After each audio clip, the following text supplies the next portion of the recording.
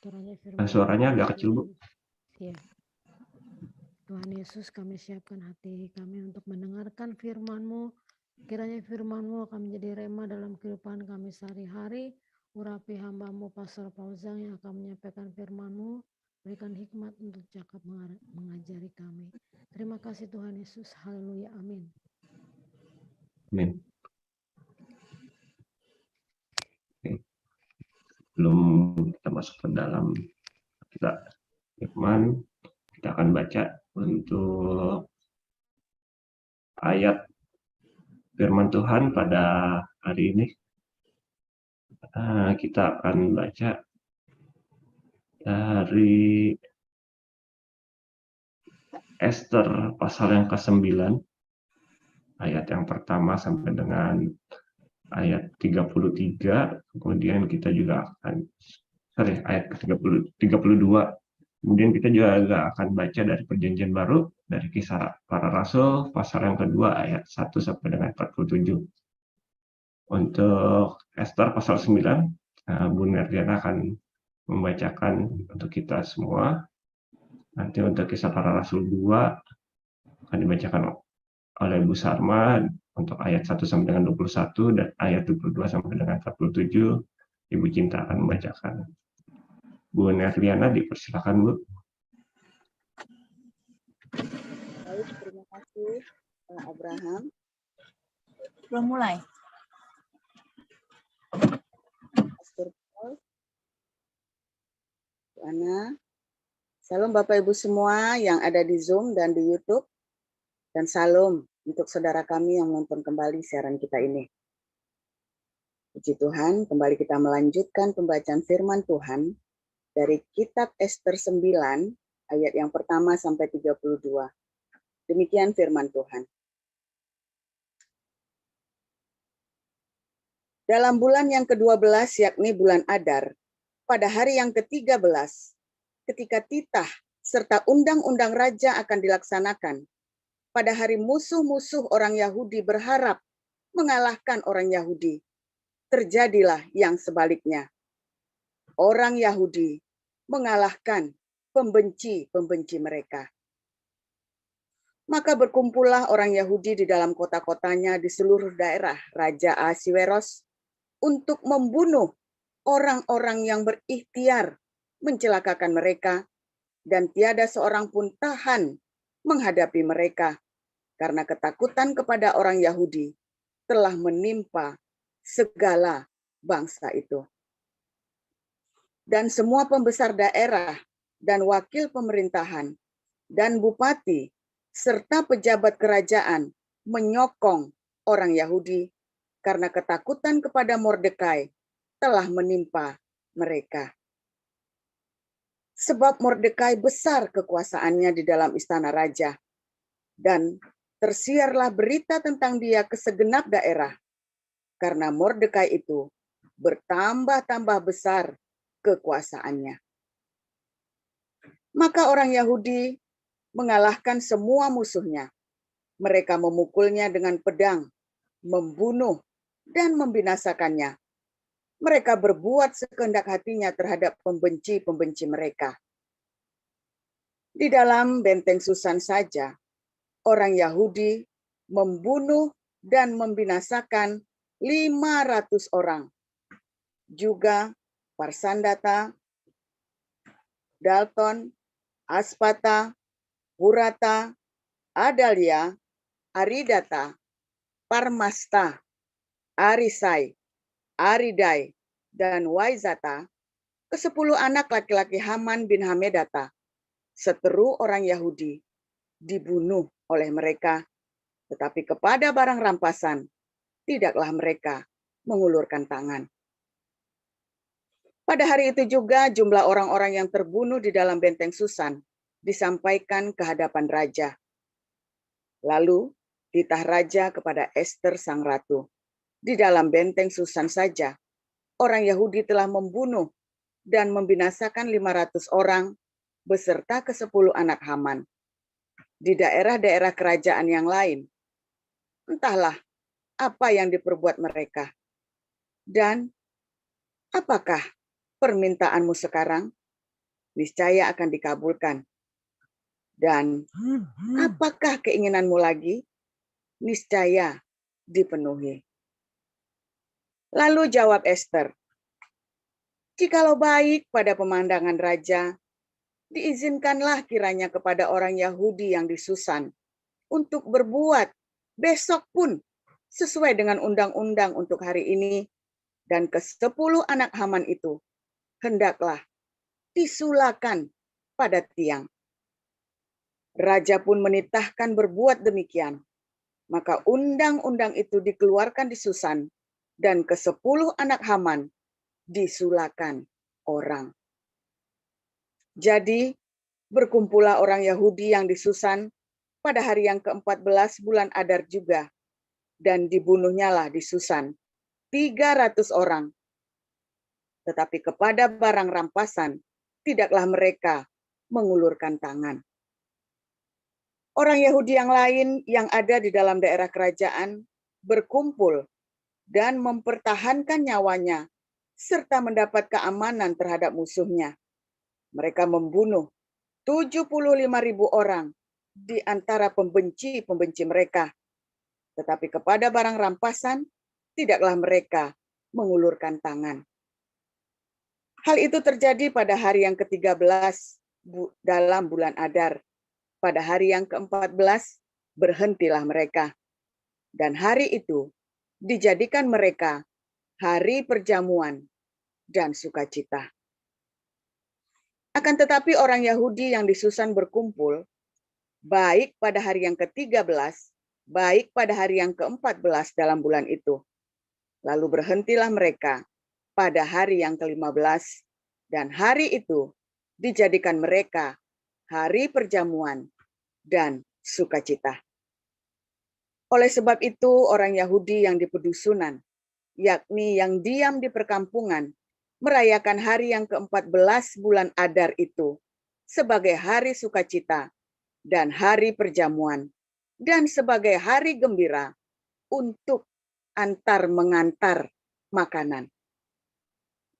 Maka Mordekai menuliskan peristiwa itu, lalu mengirimkan surat-surat kepada semua orang Yahudi di seluruh daerah Raja Ahasiweros, baik yang dekat, baik yang jauh, untuk mewajibkan mereka supaya tiap-tiap tahun merayakan hari yang ke-14 dan yang ke-15 bulan Adar, karena pada hari-hari itulah orang Yahudi mendapat keamanan terhadap musuhnya, dan dalam bulan itulah duka cita mereka berubah menjadi sukacita, dan hari perkabungan menjadi hari gembira, dan supaya menjadikan hari-hari itu hari perjamuan dan sukacita, dan hari untuk mengantar dan hari untuk antar mengantar makanan, dan untuk bersedekah kepada orang-orang miskin. Maka orang Yahudi menerima sebagai ketetapan apa yang sudah dimulai mereka melakukannya, dan apa yang ditulis Mordekai kepada mereka. Sesungguhnya Haman bin Hamedata, orang Agag, seterus semua orang Yahudi itu, telah merancangkan hendak membinasakan orang Yahudi, dan dia pun telah membuang pur, yakni undi, untuk menghancurkan dan membinasakan mereka. Akan tetapi, ketika hal itu disampaikan ke hadapan raja, maka dititahkannya lah dengan surat, supaya rancangan jahat yang dibuat Haman terhadap orang Yahudi itu dibalikkan ke atas kepalanya. Maka Haman beserta anak-anaknya disulakan pada tiang. Oleh sebab itulah hari-hari itu disebut Purim, menurut kata pur. Oleh sebab itu jugalah, yakni karena seluruh isi surat itu, dan karena apa yang dilihat mereka mengenai hal itu, dan apa yang dialami mereka, orang Yahudi menerima sebagai kewajiban dan sebagai ketetapan bagi dirinya sendiri dan keturunannya, dan bagi sekalian orang yang bergabung dengan mereka, bahwa mereka tidak akan melampaui merayakan kedua hari itu tiap-tiap tahun menurut yang dituliskan tentang itu dan pada waktu yang ditentukan. Dan bahwa hari-hari itu akan diperingati dan dirayakan di dalam tiap-tiap angkatan, di dalam tiap-tiap kaum, di tiap-tiap daerah, di tiap-tiap kota, sehingga hari-hari Purim itu tidak akan lenyap dari tengah-tengah orang Yahudi, dan peringatannya tidak akan berakhir dari antara keturunan mereka. Lalu Ester, sang ratu, anak Abihail, menulis surat bersama-sama dengan Mordekai, orang Yahudi itu. Surat yang kedua tentang Hari Raya Purim ini dituliskannya dengan segala ketegasan untuk menguatkannya. Lalu dikirimkanlah surat-surat kepada semua orang Yahudi di dalam ke-127 daerah kerajaan Ahasiweros dengan kata-kata salam dan setia, supaya hari-hari Purim itu dirayakan pada waktu yang ditentukan, seperti yang diwajibkan kepada mereka oleh Mordekai, orang Yahudi itu, dan oleh Ester, sang ratu, dan seperti yang diwajibkan mereka kepada dirinya sendiri serta keturunan mereka mengenai hal berpuasa dan meratap-ratap. Demikianlah perintah Ester menetapkan perihal Purim itu. Kemudian dituliskan di dalam kitab. Demikian.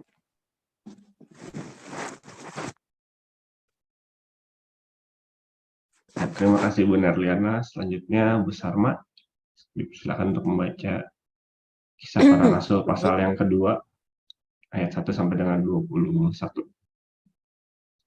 Beginilah firman Tuhan. Ketika tiba hari Pentakosta, semua orang percaya berkumpul di satu tempat. Tiba-tiba turunlah dari langit suatu bunyi seperti tiupan angin keras yang memenuhi seluruh rumah di mana mereka duduk. Dan tampaklah kepada mereka lidah-lidah seperti nyala api yang bertebaran dan hinggap pada mereka masing-masing. Maka penuhlah mereka dengan Roh Kudus. Lalu mereka mulai berkata-kata dalam bahasa-bahasa lain, seperti yang diberikan oleh Roh itu kepada mereka untuk mengatakannya. Waktu itu di Yerusalem diam orang-orang Yahudi yang saleh dari segala bangsa di bawah kolong langit. Ketika turun bunyi itu, berkerumunlah orang banyak. Mereka bingung karena mereka masing-masing mendengar rasul-rasul itu berkata-kata dalam bahasa mereka sendiri. Mereka semua tercengang-cengang dan heran. Lalu berkata, bukankah mereka semua yang berkata-kata itu orang Galilea? Bagaimana mungkin kita masing-masing mendengar mereka berkata-kata dalam bahasa kita sendiri, yaitu bahasa yang kita pakai di negeri asal kita? Kita orang Partia, Media, Elam, penduduk Mesopotamia, Yudea dan Kapadokia, Pontus dan Asia, Frigia dan Pamfilia, Mesir dan daerah-daerah Libya yang berdekatan dengan Kirene, pendatang-pendatang dari Roma, baik orang Yahudi maupun penganut agama Yahudi, orang Kreta dan orang Arab. Kita mendengar mereka berkata-kata dalam bahasa kita sendiri tentang perbuatan-perbuatan besar yang dilakukan Allah. Mereka semuanya tercengang-cengang dan sangat termangu-mangu sambil berkata seorang kepada yang lain, apakah artinya ini? Tetapi orang lain menyindir, mereka sedang mabuk oleh anggur manis. Maka bangkitlah Petrus berdiri dengan ke-11 rasul itu, dan dengan suaranya ring ia berkata kepada mereka, hai kamu orang Yahudi, dan kamu semua yang tinggal di Yerusalem, ketahuilah dan camkanlah perkataanku ini. Orang-orang ini tidak mabuk seperti yang kamu sangka, karena hari baru pukul 9. Tetapi itulah yang difirmankan Allah dengan perantara Nabi Yoel. Akan terjadi pada hari-hari terakhir, Demikianlah firman Allah, bahwa aku akan mencurahkan rohku ke atas semua manusia. Maka anak-anakmu laki-laki dan perempuan akan bernubuat, dan teruna-terunamu akan mendapat penglihatan-penglihatan, dan orang-orangmu yang tua akan mendapat mimpi. Juga ke atas hamba-hambaku laki-laki dan perempuan akan kucurahkan rohku pada hari-hari itu, dan mereka akan bernubuat. Dan aku akan mengadakan mujizat-mujizat di atas, di langit, dan tanda-tanda di bawah, di bumi, darah dan api, dan gumpalan-gumpalan asap. Matahari akan berubah menjadi gelap gulita, dan bulan menjadi darah sebelum datangnya hari Tuhan, hari yang besar dan mulia itu. Dan barang siapa yang berseru kepada nama Tuhan akan diselamatkan. Ya, saya lanjutkan. Hai orang-orang Israel, dengarlah perkataan ini. Yang aku maksudkan ialah Yesus dari Nazaret, seorang yang telah ditentukan Allah dan yang dinyatakan kepadamu dengan kekuatan-kekuatan dan mukjizat-mukjizat dan tanda-tanda yang dilakukan oleh Allah dengan perantaraan Dia di tengah-tengah kamu, seperti yang kamu tahu. Dia yang diserahkan Allah menurut maksud dan rencananya telah kamu salibkan dan kamu bunuh oleh tangan bangsa-bangsa durhaka. Tetapi Allah membangkitkan Dia dengan melepaskan Dia dari sengsara maut, karena tidak mungkin Ia tetap berada dalam kuasa maut itu. Sebab Daud berkata tentang Dia, aku senantiasa memandang kepada Tuhan, karena Ia berdiri di sebelah kananku. Aku tidak goyah. Sebab itu hatiku bersukacita dan jiwaku bersorak-sorak. Bahkan tubuhku akan diam dengan tentram. Sebab Engkau tidak menyerahkan aku kepada dunia orang mati dan tidak membiarkan orang kudus-Mu melihat kebinasaan. Engkau memberitahukan kepadaku jalan kehidupan. Engkau akan melimpahi aku dengan sukacita di hadapan-Mu. Saudara-saudara, aku boleh berkata-kata dengan terus terang kepadamu tentang Daud, bapa bangsa kita. Ia telah mati dan dikubur, dan kuburannya masih ada pada kita sampai hari ini. Tetapi ia adalah seorang nabi, dan ia tahu bahwa Allah telah berjanji kepadanya dengan mengangkat sumpah bahwa ia akan mendudukkan seorang dari keturunan Daud sendiri di atas tahtanya. Karena itu, ia telah melihat ke depan dan telah berbicara tentang kebangkitan Mesias ketika ia mengatakan bahwa dia tidak ditinggalkan di dalam dunia orang mati dan bahwa dagingnya tidak mengalami kebinasaan. Yesus inilah yang dibangkitkan Allah, dan tentang hal itu kami semua adalah saksi. Dan sesudah ia ditinggikan oleh tangan kanan Allah dan menerima Roh Kudus yang dijanjikan itu, maka dicurahkannya apa yang kamu lihat dan dengar di sini.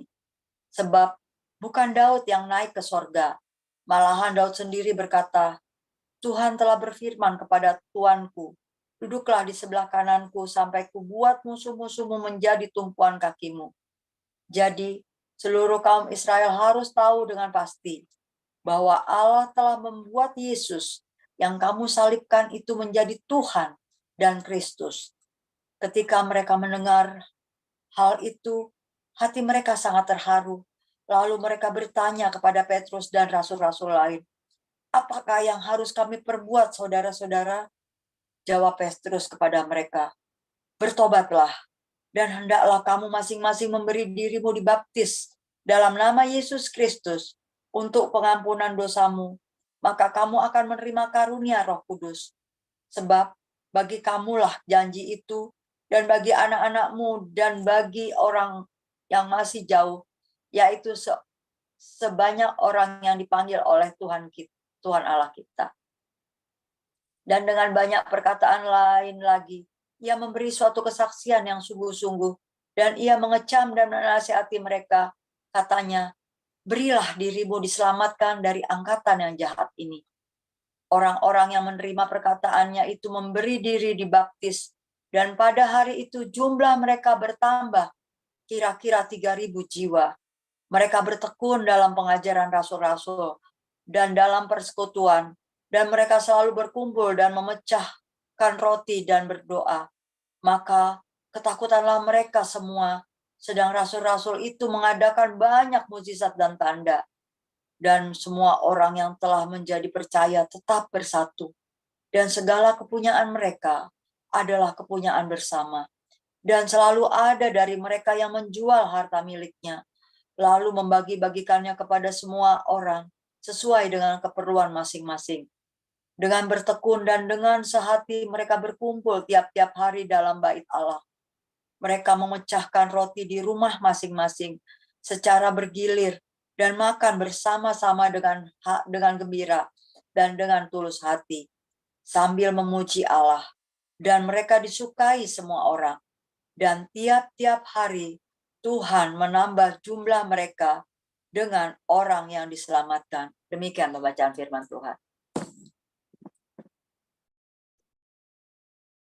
Ya, untuk tema pada hari ini kita akan menerima renungan, itu untuk temanya adalah hari pembalikan keadaan. Persilakan Pastor Paul.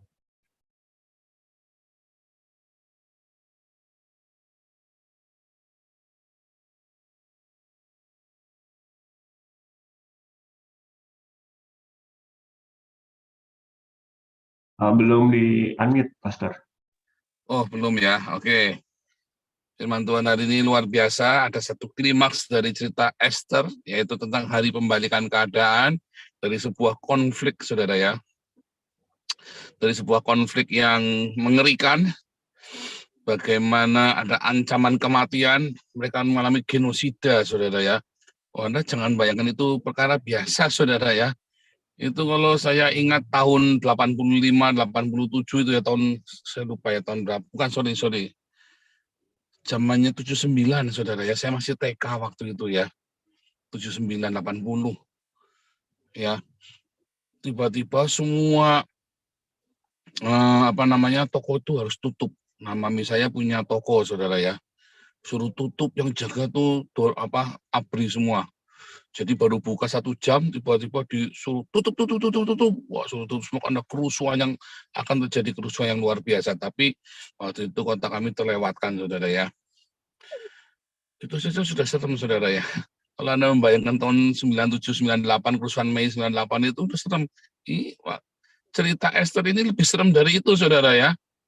Kalau itu kan paling cuman jarah-jarahan, ini dibunuh, saudara. Ya. Dan itu mereka sudah hampir mengalami ketika Israel diruntuhkan, dikuasai oleh Syria, dan ketika Yehuda jatuh ke tangan Babel. Wah, itu ngeri sekali, saudara. Orang lagi hamil aja perutnya dibelah pakai pedang, saudara. Jadi kengerian yang luar biasa. Siapa yang pernah mengalami kengerian yang luar biasa dalam hidupnya? Saya mengalami, saudara, keluarga kami, saudara, udah tenggelam. Tadi saya baru cerita sama Ana ya. Kita baru mengenang dulu ya, sampai tenggelam, saudara. Kita sudah kandas di dasar lautan. Ya. Waduh, ngeri, saudara ya. Kalau ingat cerita itu ngeri, saudara ya. Itu kengerian yang luar biasa, sudah kandas di dasar lautan. Ya. Tiba-tiba kita muncul naik ke permukaan, bahkan kita terbang dengan sayap Raja Wali, dan kita menjadi berkat bagi banyak orang, saudara. Ya, saudara, gimana caranya bisa begitu? Ada pembalikan keadaan ya. Semua juga kepengen pembalikan keadaan. Semua kepengen, saudara ya, pembalikan keadaan. Siapa di sini lagi terpuruk? Semuanya pengen dibalikan keadaan. Masalahnya kepengen tok, nggak mau berbuat. Ya kan harusnya mujizat saja, kita tinggal terima gundul peang, saudara. Nggak ada cerita begitu di Alkitab, saudara ya. Semua oleh kasih karunia. Iya, kasih karunia apabila kita secara proaktif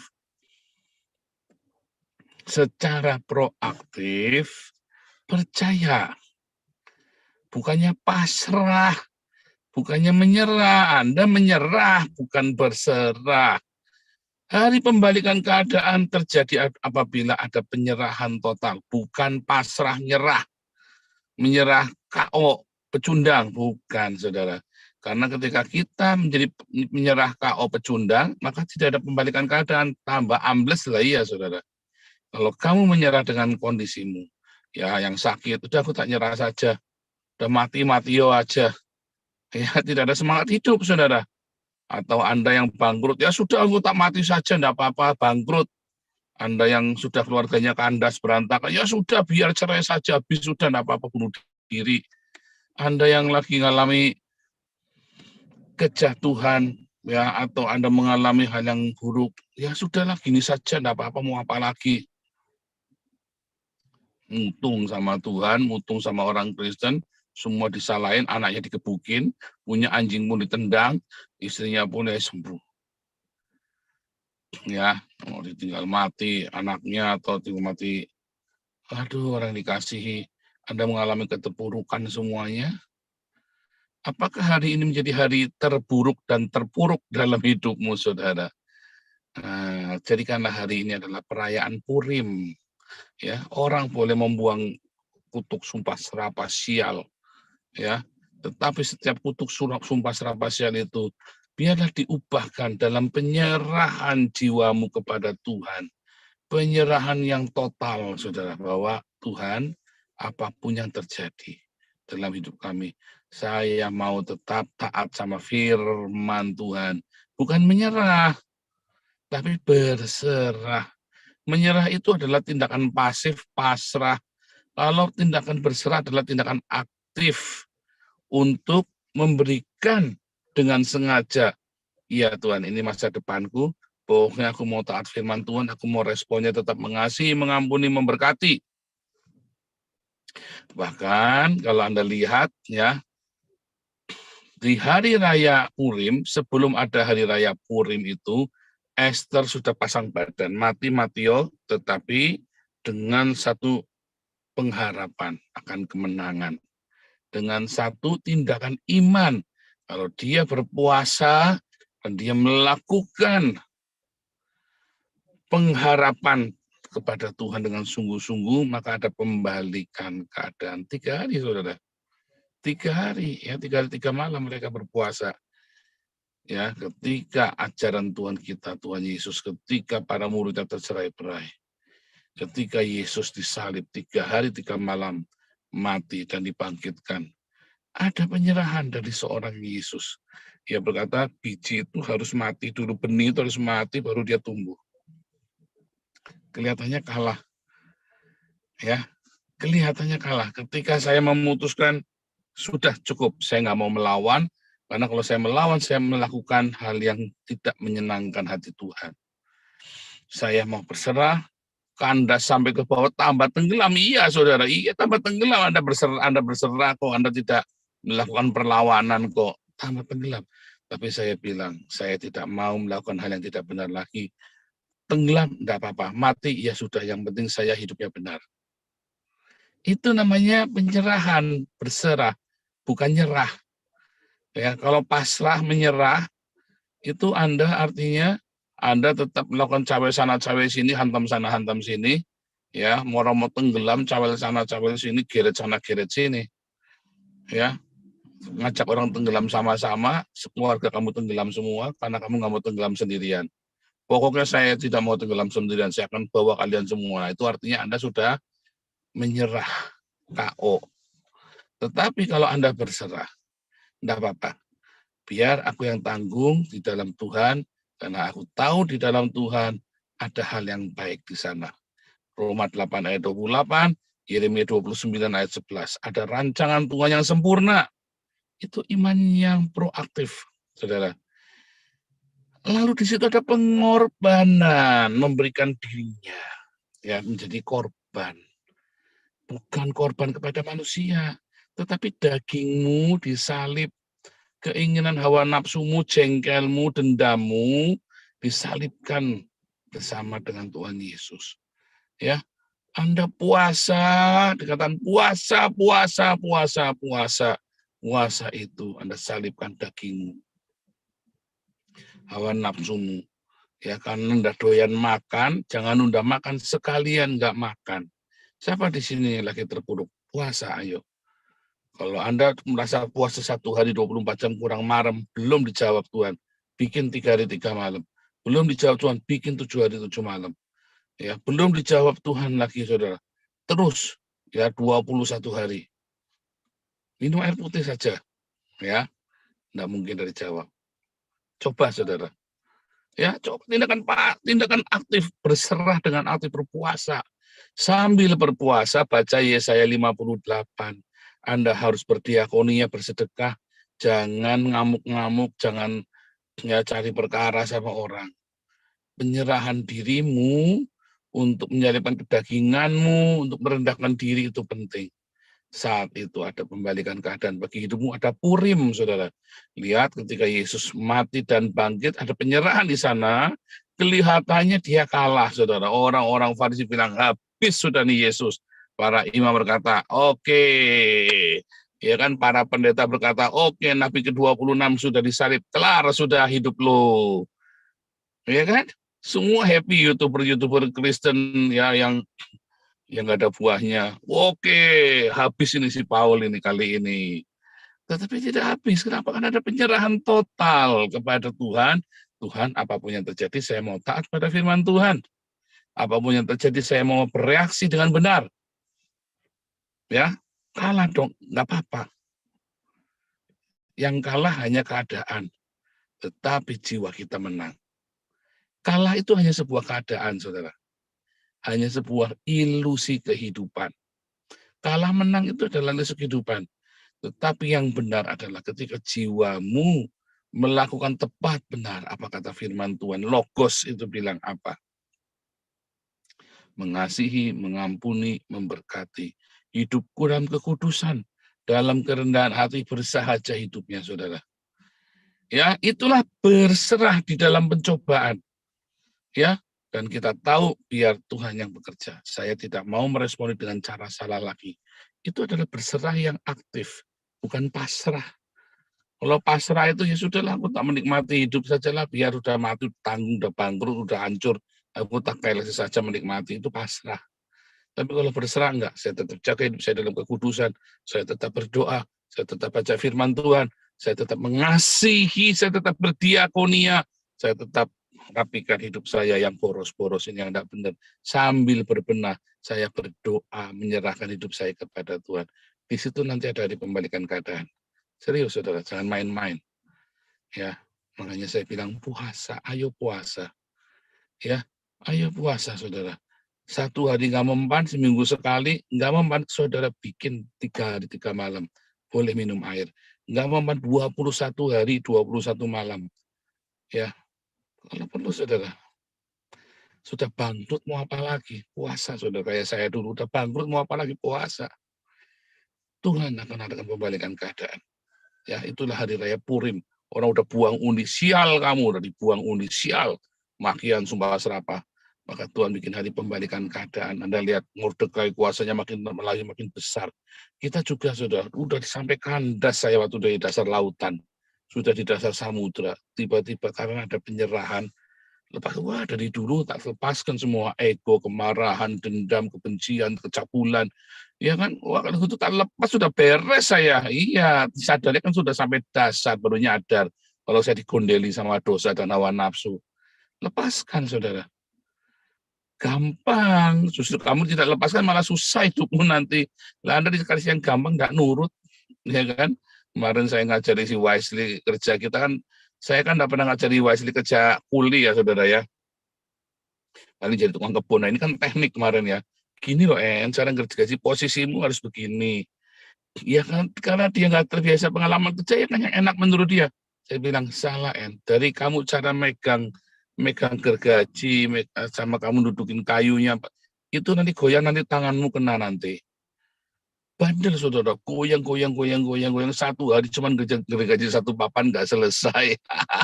Saya bilang kamu mau sampai sebulan nggak bakal selesai kamu gergaji 1 papan. Dari caramu saja saya sudah tahu tuh papa sudah lihat itu salah. Goyang di gergaji ikut papannya ikut balik. Bagus kalau enggak balik ke badan kamu gergajinya mental. Karena gergaji mesin ya saudara ya. Gitu saudara, semua ada caranya. Termasuk kalau Anda mau lepas dari segala hal yang menekam hidupmu. Ada caranya, ikut aturannya Tuhan. Hari Minggu nanti saya mau cerita tentang halakah. Ya, saya akan cerita tentang halakah. Dia di Kayosune, saudara. Khusus ya di Kayosune atau halakah. Hari Minggu nanti kita cerita ya, saudara ya. Nah, hari ini Anda belajar dulu. Ayo, lepaskan dendam, lepaskan kemarahan, lepaskan egomu, kesombonganmu, harga dirimu, lepaskan. Ayo mulai berjalan bersama Tuhan. Ya, ada pengorbanan, ada yang disalib, daging yang disalib, harga diri yang disalib. Ya, mulai puasa kalau perlu, saudara ya. Puasa bukan cuma puasa 3 hari 3 malam, 21 hari, saudara, kalau perlu. Ya, akan ada hari pembalikan keadaan buatmu, ada kemenangan. Lihat hari Pentakosta. Kemudian terjadi lawatan yang luar biasa. Murid-murid Tuhan Yesus bukannya habis, tambah jadi ribuan. Ada pengorbanan, ada pembalikan keadaan, ada penuaian. Tuhan Yesus memberkati. Silakan.